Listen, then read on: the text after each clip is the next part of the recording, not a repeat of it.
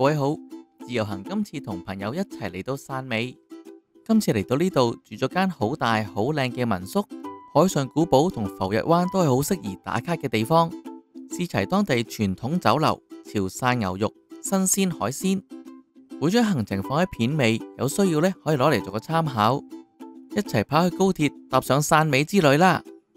睇之前可以先訂閱我嘅頻道。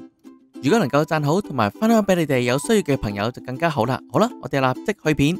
其實喺西九龍呢，每日都有7班車可以去到汕尾嘅，車程呢就大概係個半小時。最早嘅班次呢係7:25。我哋今次唔想咁趕呢，就坐咗大概2點鐘呢一個班次，去到汕尾呢，大概就係3點半左右。呢個時間呢唔使咁趕，我都覺得幾好嘅，因為我哋搭呢個班次呢，就係汕尾嘅中途站，佢只係停留2分鐘。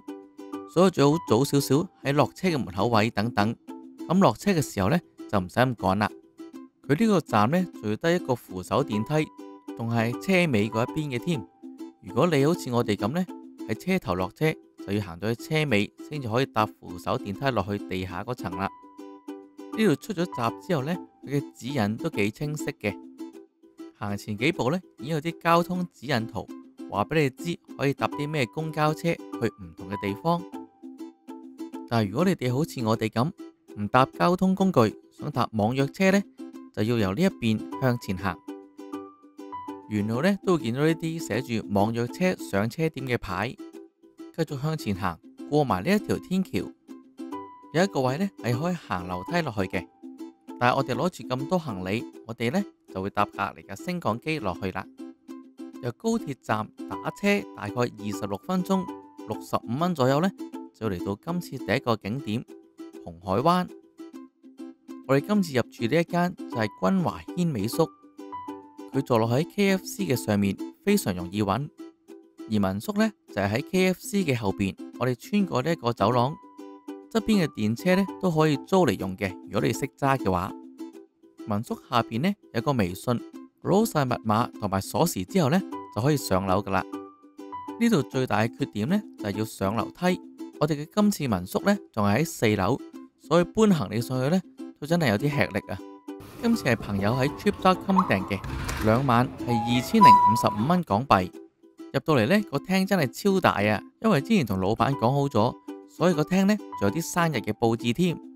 側邊呢有一隻可以騎嘅搖搖木馬，有一個長長嘅廚房，因為呢度最多呢可以住8個人嘅，所以呢度呢都準備咗呢啲摺凳，可以準備招呼多啲朋友。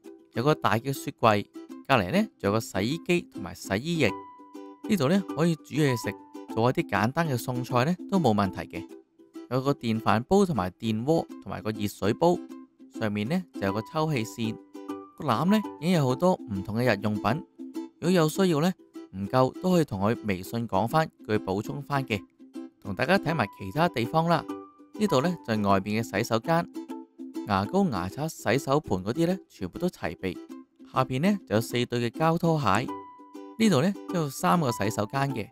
呢個洗手間呢係去廁所同埋沖涼一齊，所以呢就有啲唔方便。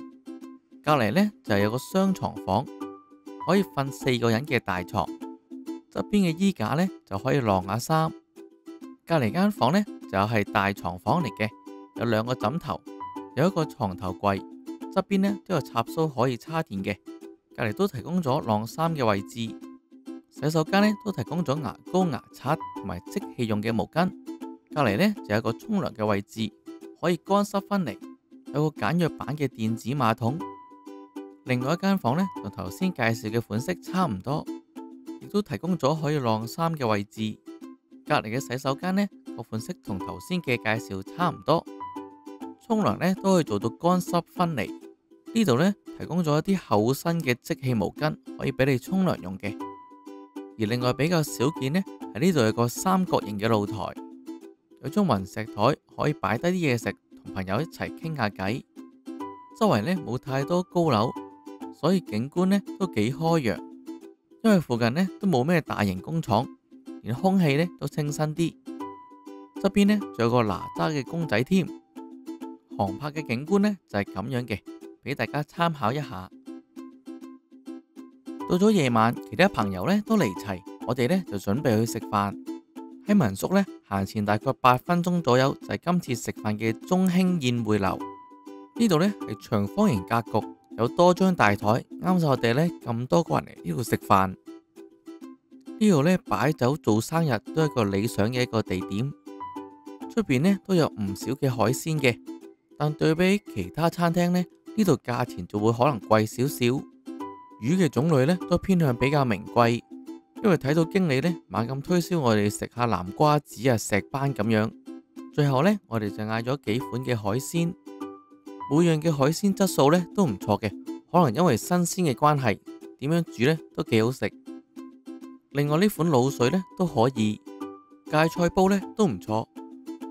朋友點嘅呢款小酥肉呢，佢就話個味道就有啲怪怪地。呢碟海膽炒飯呢，成98蚊，雖然呢價錢係比較貴，但係呢就真係食到裏邊粒粒嘅海膽，所以呢都冇乜投訴嘅。呢餐呢一共食咗710蚊，平均100蚊一位度。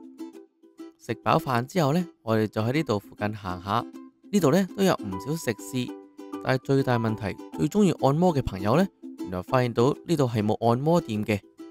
一行出餐廳門口就會肚餓嘅佢哋，就當然會喺街邊呢度呢買啲車仔檔嘅嘢食，返去民宿嗰度慢慢食啦。因為有人生日，當日呢仲訂咗個蛋糕，個蛋糕嘅質素呢都唔錯噶。到咗第二日嘅朝頭早，我哋感覺到呢汕尾嘅風力係幾咁強勁啊！行出去露台，超級大風，同琴日呢係兩個世界，所以我哋嘅早餐呢就叫做嗌外賣。1、2、3開餐！今次嘅早餐呢夠晒豐富，有海鮮粥、牛丸、牛肉餅，仲有小籠包、韭菜餃、腸粉，另外仲有菜果、小米同埋肉餃嘅3拼。食飽之後呢，我哋就打車，大概7分鐘嘅車程，去到海上古堡遊客中心呢個位置呢，落車就可以慢慢行過去啦。沿住古堡咖啡呢條路，慢慢向前行，大概5、6分鐘左右呢，就會行到嚟呢個位置。呢度呢咁大浪，本來呢用潮汐發電嘅，但係失敗咗，留低咗呢個海上古堡喺度俾人哋打卡，所以周不時呢會有啲大浪湧上嚟，所以影相嘅時候呢，就唔好太近海邊。如果喺呢一個位置呢影到夠，想轉其他機位都可以嘅。呢度呢有另外一個位都可以影到海上古堡嘅。如果肯俾錢呢，就有個專人嘅攝影師幫你揸機影相添。如果揾攝影師呢，就當然要另外收費啦。呢個姐姐呢，就準備俾錢影相啦。如果想浪漫啲呢，亦都可以向住海打下千秋。如果影到夠呢，呢度都有間海上古堡嘅咖啡店。除咗有咖啡飲之外呢，呢度都有啲 tiramisu 可以食下嘅。飲完咖啡休息完之後呢，可以行去另外一邊。喺石群島呢一邊呢，都有一望無際嘅海景可以睇下。不過呢度呢都幾大浪，行出去石邊影相嘅時候呢，要小心啲，唔好跣腳啊！喺呢度行到咁上下呢，我同朋友就準備翻去食飯啦。午飯呢就喺民宿附近呢間叫做周勝漁村排檔試下。鋪頭嘅環境呢就比較舊式少少，但係呢感覺都係乾淨衛生嘅。側邊呢就擺放咗唔同種類嘅海鮮，上面呢都有好多個魚缸。其他小菜呢就可以睇上面呢個牌。雪櫃呢都收埋咗唔少海鮮嘅。今次呢就點咗3款海鮮，呢款扇貝呢就比較細粒，呢款薑蔥蠔呢啲蠔都幾新鮮。因為瀨尿蝦呢唔係當造，所以冇膏同埋冇乜肉嘅。朋友話呢款蠔餅呢就比較多油。另外其他幾味餸呢味道都唔錯嘅，好似呢個墨魚餅拼蝦餅都幾好食嘅。今次呢我哋總共嗌咗9個餸，埋單呢就565蚊，人均呢80蚊一位。食飽之後呢，我哋就喺餐廳打車過去風車島，17分鐘，大概35蚊。沿途呢行咗呢條海上公路，咁喺側邊呢就會好多特色嘅餐車。好多自己揸車嘅人呢，就會停埋架車喺一邊，跟住呢就喺度嗌杯咖啡，慢慢坐低飲下嘢，打下卡。我哋因為打車嘅關係呢，就唔能夠咁樣做啦。咁好快呢，就嚟到浮日灣呢度呢，有好多好有特色嘅掛畫，俾人哋打下卡，影下相。呢度喺夏天呢，都有好多人嚟呢個沙灘嗰度玩下嘅。當日嘅氣溫呢得16度，但係呢都有啲無懼寒風嘅新郎同埋新娘嚟呢度影下婚紗照嘅，仲有一班好兄弟同姊妹添。因為呢度呢係一個沙灘，所以呢都有啲更衣室嘅地方。因為天氣真係比較冷啊，所以我哋呢打咗一陣卡就準備翻去啦。翻返嚟紅海灣市中心呢，我哋今餐就準備打邊爐。問過當地人之後呢，佢哋覺得最好食就係呢間上品牛肉火鍋店，所以我哋今次呢就去呢一間餐廳試下。門口寫住呢絕妙刀工，味道正宗，究竟係咪真嘅呢？我哋而家即刻去試下。餐廳地方呢唔算大嘅，但係都有2張8人嘅大台同埋一間細嘅房仔。拎碗筷嘅時候呢，仲幫我哋洗乾淨佢添，真係好細心啊！而另一邊呢，就見到師傅默默咁喺度切緊啲牛肉，睇嚟生意呢都幾好。我哋呢就嗌咗呢個128蚊嘅3人餐，有一個牛骨清湯嘅湯底，一碟果條，一碟菜，炸腐竹。佢嘅牛肉呢就真係幾新鮮嘅，牛腩呢就係凍嘅，要煮熱佢先至可以食。食完呢就過隔籬呢個鋪頭食下甜品。佢呢度呢有好多特色嘅當地甜品，譬如呢啲叫雙頭尖嘅糖水。呢度個師傅呢一腳踢，真係好勤力噶。因為地方呢就唔係好大，我哋呢就嗌咗啲糖水外賣，10零蚊一碗糖水，同埋呢都幾好食嘅。